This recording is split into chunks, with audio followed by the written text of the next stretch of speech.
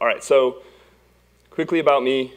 It's my third career. I started as a submarine officer and then ended up doing some semiconductor manufacturing, process engineering, and then I've had the opportunity to work at several different companies writing their test automation code. And as previously mentioned, I am core contributor both Selenium and the Water project, which I'm going to talk a little bit more about, as well as a number of other open source testing software. My original intention was to do some live coding and get through all of the stuff that I wanted to show you, and then it's like, I don't have enough time for all of that. So we're gonna condense it, and hopefully we don't have too many eyes glazing over with the code that I do show. I'll try and explain what you're looking at, and hopefully no one's gonna be tuning out through those things. All right, so this is very similar to the slide Charles showed that I kind of threw together. I feel like a lot of people know when they're further on the left than have a lot of work to do. I feel like there are a lot of people that think they are further along on this progression than they actually are. And so I'm here to talk about how to get over the little hump that takes you from we're kind of being productive to we're actually doing the things that we need to do. All right, so let's do a quick spot check here. How many people, the companies that they're at are still doing mostly manual testing?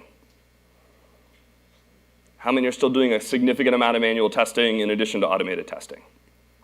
Okay, so quite a few people. How many people are using a record and playback tool like Selenium IDE? Now be honest. Ah, all right, okay, that's good, that's good. How many people are actually using abstractions like a page object pattern? Okay, great, great.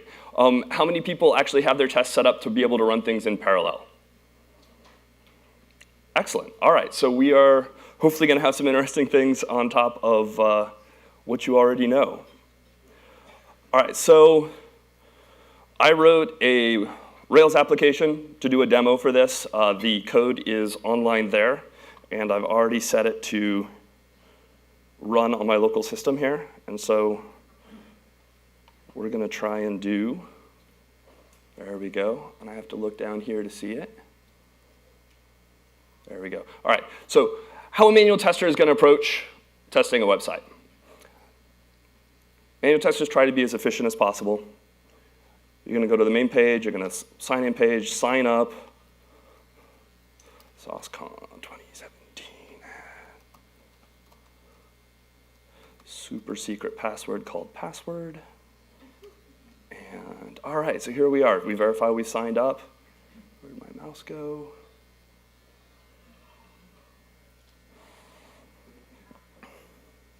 There we go, all right.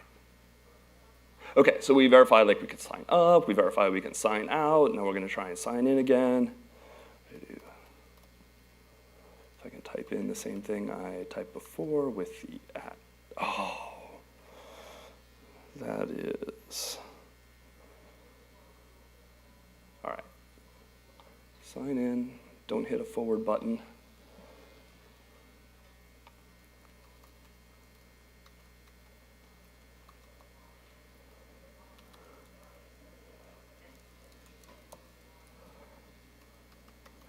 Password. All right, so here we are. So we've now done the first 3 tests all at the same time. We're going to go to the addresses list. We're going to create a new address. Let's see here what we first, last here. Seriously? All right.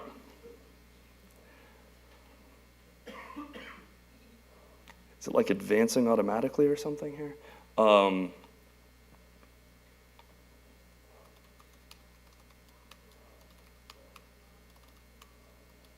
So obviously I don't have any checking on any of this stuff here. We're going to create. So this is just kind of for demo purposes. All right, so it's there. We can see it in the list. We're going to go ahead and edit it. New. We verify, we update it. We see it in the list. There it is. Let's go ahead and delete it. So like this is basic CRUD, right? Create, read, update, destroy. What?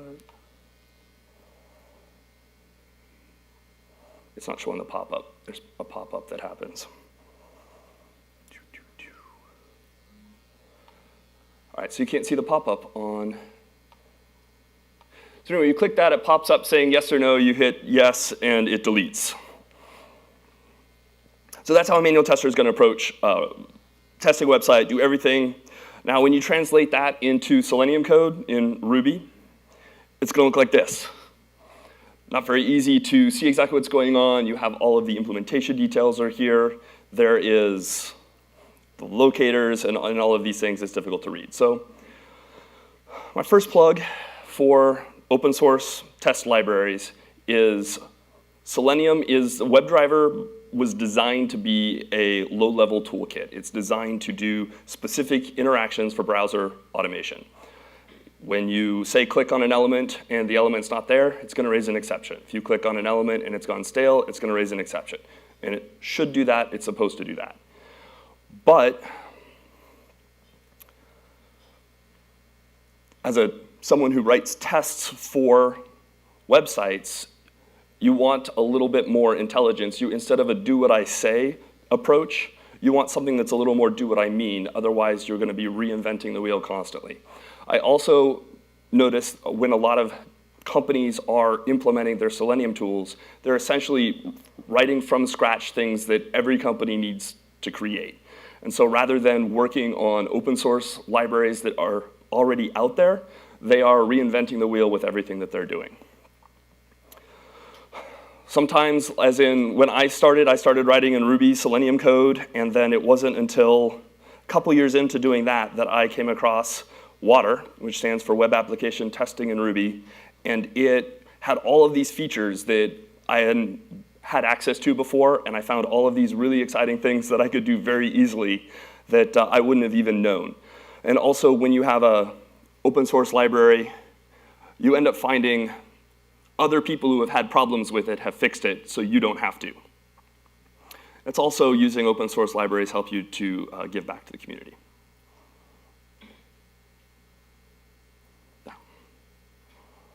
All right, so I'm going to plug Ruby really quickly. It's a developer-focused language. It's fun to write in. It's easy to do things. It's easy to read. There's a great community, and there's just lots of great resources available. The biggest downsides to using Ruby are it's slower than other languages, and it doesn't handle multiple threads as well. Neither of those are an issue for testing. So if you have a choice in what language you are looking to use for your testing, I recommend Ruby, and I'm biased. I also recommend using WATR if you're using Ruby because it is the do what I mean kind of tool. I've put a lot of energy into the last year making it more of a test automation tool instead of a browser automation tool. Click on an element and it's not there, check again in 0.5 seconds. Oh look, your dynamic website has now enabled that button and now you can click it. And if you say click this element, it's going to make its best effort to click that element. WATR's actually been around longer than Selenium, but it was an Internet Explorer Windows-only solution. And when WebDriver came along, it was really easy to implement it with WebDriver. And so now we've deprecated the original version, and it's entirely powered by Selenium. I also recently wrote a little gem to package all of the different Ruby solutions into one bundle that has all of the different things that you need in order to create a great website, test automation, scaffolding really easily. In 10 lines of code, I can get you from a brand new Mac installation to a scaffolded setup. I was going to live code all of this stuff, but this will be online. And this gem also allows you to create tests and data and pages for the different things that you're looking to do. So this is and if anyone's used Rails, this approach is very similar for creating your models and your controllers. The idea is trying to come up with a Rails for automated testing. Here's a fun, easy way to get up and going with your testing. So let's look at the three different parts here. Testing, writing your actual test, managing your data, and then implementing an abstraction. So this is something I actually see with a number of clients that I work with. They end up trying to implement first and then doing the testing, and or they end up with a lot of implementation details in their test code. So that big Selenium block of all of that crazy stuff to read and understand that we saw earlier, this is that with a page object approach. So the syntax is what it is. You have a home page, you visit it, you click the sign-in link, you are on the sign-in page, you click the sign-up link, you generate your data, which we'll get to in a second. We are on the sign-up page now, and we submit the form with that data. We go through all of these things that we did manually, but this is easy to read. There's no reference to a driver. There's no reference to exactly what you're doing, and if any of these things changed on your website, change how you need to do the things, you can do that stuff in your page object and not have to change the test, so long as the business logic doesn't change. All right, so the data management part. Data management might be one of the hardest things when it comes to test automation, trying to figure out how to interact with the data and use it. And so there are a few approaches. First one I like to call grab and hope. This is, the data already exists on your website, and you are just picking something and using it. This has a number of potential problems. Multiple tests trying to use the same data. If you're manipulating the data in some fashion, it's really important for any test that you have repeatable results. And so if your tests are starting at different spots there's a different state that the tests are starting from, you could have different results and not know why. Changing data is also an issue. So for instance, if you are grabbing the first product on the product page and putting that in the cart, what happens if that product goes out of stock? Now you can't use it. What happens if your test is shipping something to Canada and the first one is restricted to ship to Canada? So trying to figure out how to grab existing data to use can be extremely complicated. And also you're picking a particular product and it goes away for some reason and you no longer have access to it. So the second option is to do some kind of fixture, which is essentially a pre-generated list of data that you are populating in your database or establishing for your use. The problem is that, again, you could have state issues where your test went halfway through and then failed, and then so the rest of the data didn't complete, and so the next time you're running a test, that data is not in the condition that you need it to be in. How often are you refreshing your database? Are you wiping it and restoring it after every test suite? Can you run multiple test suites? And it doesn't necessarily scale if every time you have a new test, you're grabbing the set of data that's already in your database. So ideally, you're going to do a form of just-in-time data creation. You create the data that you need when you need it, you use it, and if you need to delete it afterwards, you do. And this is, I've had clients where they're like, oh, well, we have to create a user and it has all of these things, and so we have one user and we run all of our tests with that one user, which can cause a lot of problems when you're trying to run more than one test, because how have you changed that user in one test, it's going to affect another test. And so they're like, well, so we create 10 users, and again, that's kind of the fixture idea, where you've got these 10 users, and you do these tests with the first user and these other tests with the second user, and ideally, you find some way to create a new user for every single test that you run. Ideally, you find a way to create a new address for every single test that requires an address, things like that. So the code that we use to generate data in the page object test that we looked at was data user new. This is what the data model that the Water installer uses. It's essentially just defining the keywords for the data, and because email and password are known things, there is a default that it automatically gives you for setting those up. So again, these are kind of the helper methods that go along with this scaffolding project. So the third item is implementing your page objects. And most people raised their hand when they said they were doing page objects, which is great.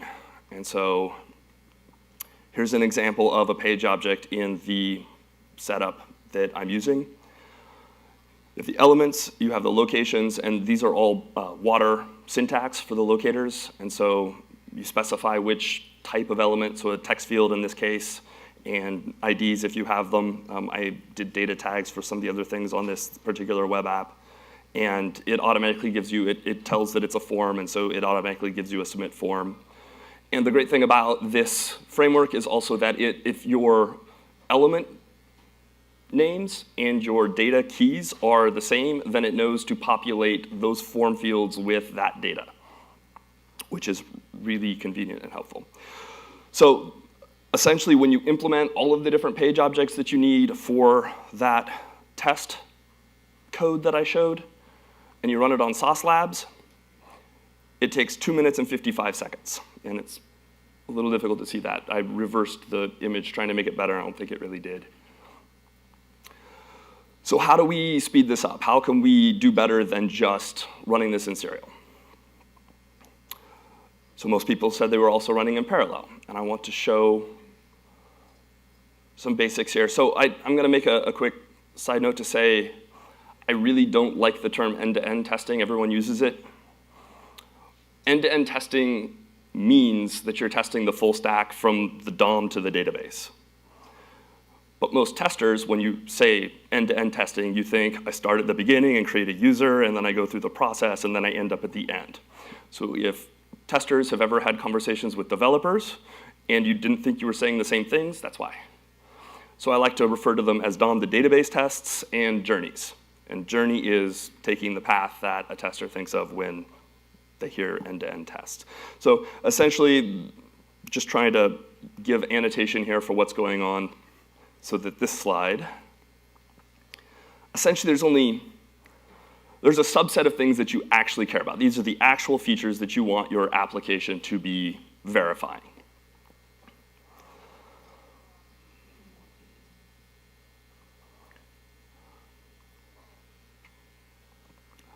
What if you remove the repetition and only take the setup actions that are needed for the for the feature you're trying to test that you can then verify?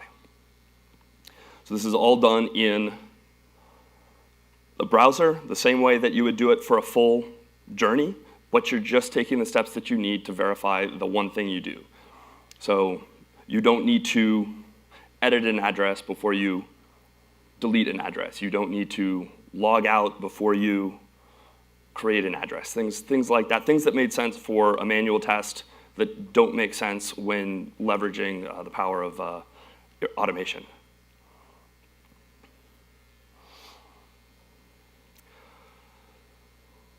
So one of the biggest issues that I've come across with QA managers, people that are used to manual testing. So what is quality? What is the point of doing testing and quality? It's essentially a way to manage risks. It's a way to make sure that you're not going to lose your job because you said that some software was good and it wasn't. And what is the real metric that those people who decide that use in order to determine whether or not they should release that software and give the go-ahead? Lots of metrics that might get tracked, but the metric that's actually used, warm fuzzies. Manager is looking to see, do I feel good about this release? Hard to track warm fuzzies. So a lot of managers are like, hey, I'm used to this manual approach, this journey, and I want to do that exact same thing on the computer, and that's how we're going to scale. Because that's the only way I'm going to get the warm fuzzies that I need in order to release this software. And so how do people who write the tests, who need to interact with the decision makers, give them more warm fuzzies about the approach that needs to be taken?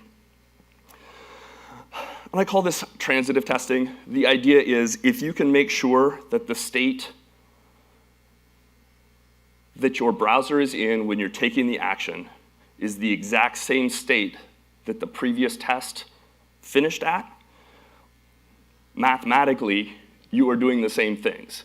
And so I have found when I am trying to argue with a manager that no, this is sufficient, being able to show something like this of like, no, when you finish signing up through the browser, that's going to be the same thing as if you were starting with the sign up and then creating the address.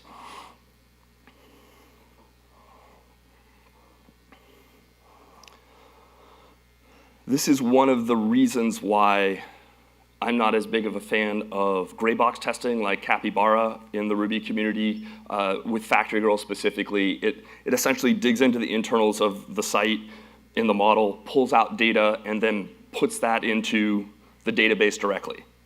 And what's put into the database via that gray box approach is not necessarily what the user through the browser is going to put in the database. And so you are assuming a little extra risk because you don't have confidence that where you are at the end of the first step is where you are starting with the next step.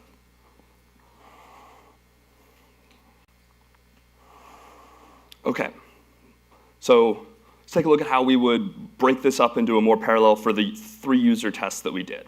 If you notice that the first line of all 3 of these is the same.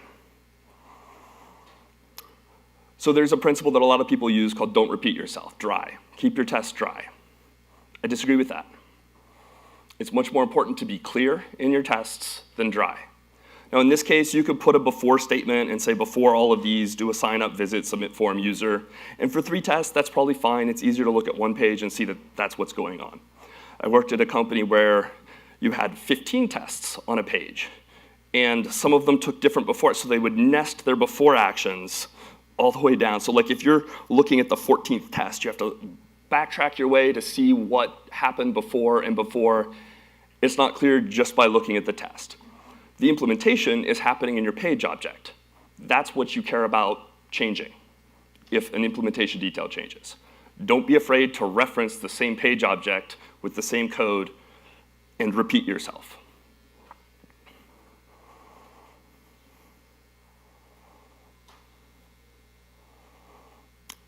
So I ran these 8 tests in parallel on Sauce. Took a minute and a half. But this is just an extrapolation of what we've been doing with using the browser specifically. So each language and each test harness and runner are different in order to run tests at the same time. And one of my colleagues, Neil at Sauce Labs, spent a lot of time putting together a whole bunch of different examples for all of the different languages and all of the different test runners out there to show this is one way that you can run these tests in parallel. So there's some great examples that should apply to pretty much anything that you are going to be using if you need examples for how to execute your tests at the same time.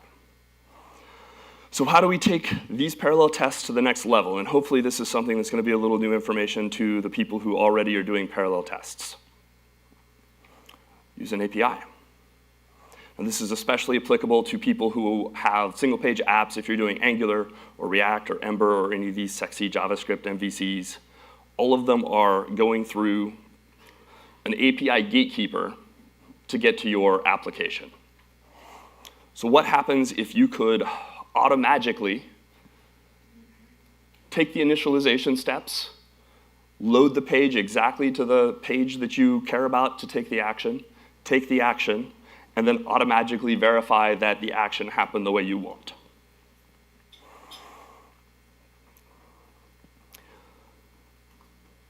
If you can do this with an API, so essentially for the Rails app that I created, Rails by default doesn't give you the nice API that a lot of the single-page apps use, so I kind of had to do some hacky things, but essentially what I was putting into a REST client in code was essentially the same package that the browser was sending by filling in each form field. So rather than going through each item and making a wire call via Selenium to, is this element there? Yes. Is it writable? Yes. Is it enabled? Yes. Fill it in, submit, verify whatever things that Water or Selenium does, and then continue on to the next one. So rather than doing all of those things to create an address before you verify that you can edit it, you just submit that as via a REST client and do that post. So I implemented that and ran these tests on Sauce Labs. 45 seconds. And this is not with what you could get with a real actual API. Another thing to keep in mind also is if you had an OAuth or something like that set up for signing in, again, you can create a user and get a token and put it in a cookie without having to load the page and fill out the forms. And I couldn't do that with this implementation. So theoretically, this implementation would be even faster if it had a real API. instead of what I was hacking through. So if you notice you really can't see this, but the longest example here is the edit, essentially, right? It makes the most sense, like that's the most data that has to go through before you can take an action. So this scales because essentially it runs, so it's 44 seconds for the edit. So essentially what we're seeing is the total time of your test execution is the time of the longest test that you are running. And so that scales to the point that what you're limited by is how many VMs on Sauce Labs you're running your tests on. So what you're seeing is you can go from 180 seconds in series to 90 seconds to 45 seconds. And this is a real world example of what, on a very small, simple scale, what actual tests can look like. And there's practically no JavaScript or CSS on the site. This is just a very basic, simple application that's designed to show you, without any excess loading time, how quickly you can exponentially improve the speed of your tests. So there are a number of benefits that come from being able to run things in parallel instead of in series. Your tests are more likely to be repeatable because you know that you're starting from the same state instead of having some problem somewhere. There's less, especially with running with APIs, there's less chance of a network hiccup or some problem loading something that will affect the specific feature that you're trying to verify. No mass issues. Say your site can't log out. There's a bug, and it won't let you log out. That, if you follow the serial approach, you have no idea whether or not you can edit the address. And you don't need to verify that you've logged out to know that you can edit the address. But if the team responsible for fixing the logout takes a day to do that, and the edit address is already broken as well, you won't know that until a day after. So, and that, again, on a much more complicated site, that can be a big issue. So it doesn't mask any issues. Also, it's faster debugging. You know exactly where the problem is if the edit address test fails and everything else passes. And so you can go specifically to that part and verify what's going on. All right, so since I didn't show all of the code, if you can read that well enough, yes. So essentially, I've got 5 different sets of specs. So this is where you can find it online. The 5 different sets of specs that I wrote there are essentially, this is what it looks like in Selenium, in Water, with page objects in Serial, running it in parallel through the browser, and then running in parallel through the API. So you can exactly reproduce what I am showing you. And then the Water scaffolding that I wanted to live code for you, you can see I committed after every single thing that I did, and so you can take a look at the commits, and again, if you're interested, walk through each of those things.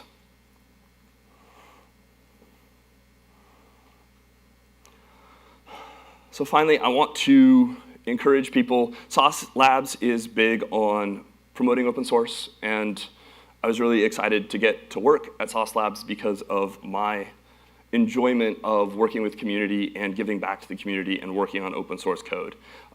Jim Evans talked this morning about the Selenium Slack. That is the link to get a free email invite to that, and there's a lot of great conversations that happen there. If you're interested in working with me on any of the projects that I am involved in, Selenium, Ruby, Water, the Water scaffolding stuff that I'm doing, please come talk to me. I love getting groups together and trying to work on things. And also, I want to make another plug to look for open source libraries that make it easier for you to do the things that you need to do. There was a big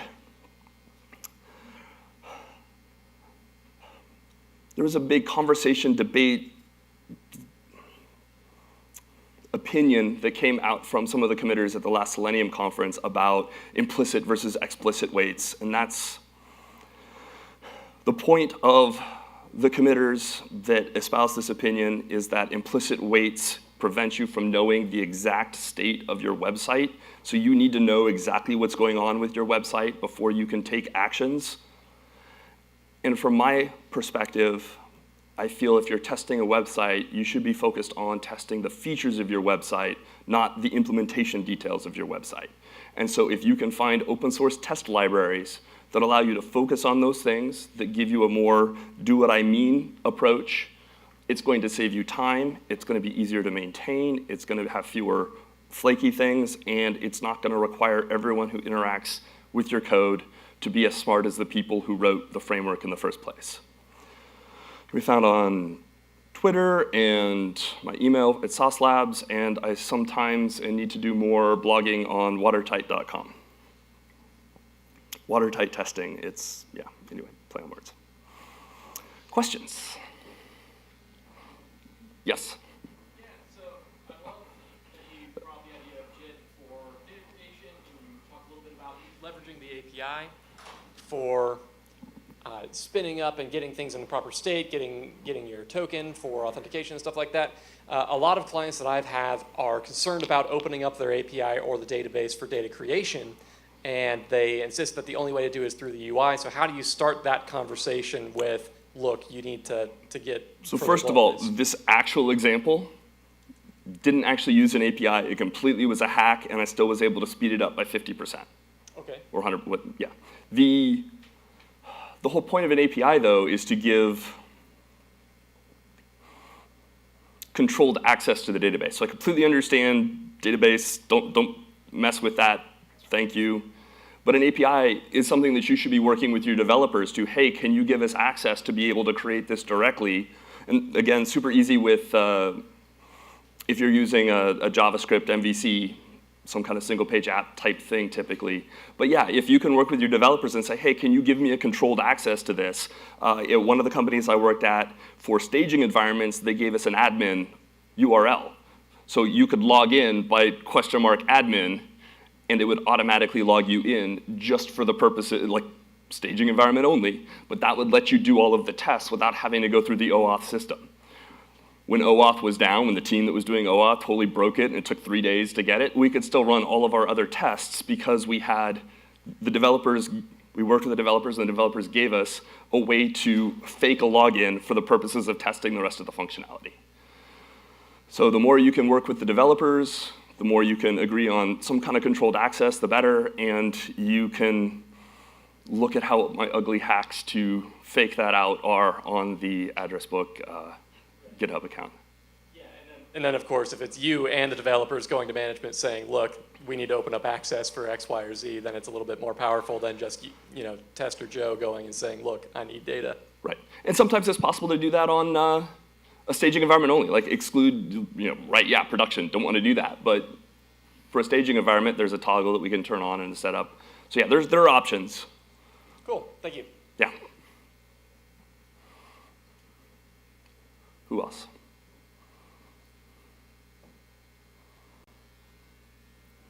No more questions? I said everything perfectly. All right here, hold on a sec. Get the... You said, I've never used WAT here. You said it doesn't do well with multi-threading. So are you using a splitting runner? How do you get your parallel? I said, I mean, we're talking about like running a web app in Ruby at scale. Okay. That's what I'm talking about as Ruby has a problem with that. It's not a problem running Water with your tests. Okay. Like that's the reason people are moving away people who decide to move away from Ruby for web applications, it's not an issue testing in Ruby. Okay, so for your parallelization, you're doing it inside the Ruby runner, or I'm spawning multiple runners, and I'm wondering if you're doing that or I mean, yeah, we do that as well. So I mean, depending on how many you're running in parallel and what the processing power of the machine, but I mean, essentially the limitations are vastly outweighed by running things in parallel. The speed increases that you get, you're not going to see a performance issue using Ruby versus using Java by running in parallel. It's the architecture. Yeah, Ruby's awesome. Use it if you can. Is there something similar for Java, like Water? Yeah, I mean, and so one of the things I would actually also like to do that's on my list of all of the things I want to do is to create an open source test library review site for people to say, hey, I took a look at PayPal's CLion Java framework and I compared it to Selenide project to Mineral Oil to this one that someone else wrote but they open sourced it, And why did you choose one over another? What are the features that one has that the other doesn't have? It would be great if we could encourage some of these projects to get into nonprofit, like the Software Freedom Conservancy, which has done wonderful things for the Selenium project, and try to encourage, hey, this project has these features and this project doesn't. Let's add them as a community, and now we can more easily recommend this one. And so I feel like Ruby does a really good job of having open source focus and trying to, as a community, work together on solving common problems that I don't see as much in other language communities. And I, coming from a Ruby background, would love to find ways to encourage more of that in other languages, because I think it's just better for everyone. Yes, back there.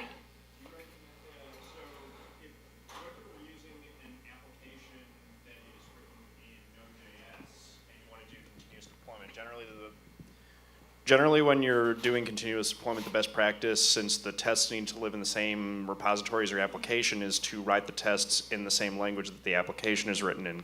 Do you recommend bringing in Ruby and installing that solely for the purposes of writing the test if you have your application written in a different language? Everything's context dependent. Like, I'll even recommend people use Capybara if they're focused on Rails and their devs already know Capybara, even though I prefer Water for many reasons over Capybara. It's the right tool for that team. And so if everyone knows JavaScript and you've already got that, and I agree that having everything in the same repo is the way that you should do it for good continuous integration practices, maybe Ruby isn't the right choice. But if you have a separate QA team and they have a choice in what they're doing, and Ruby's a great option. Anything else? All right. All right, thank you, Titus.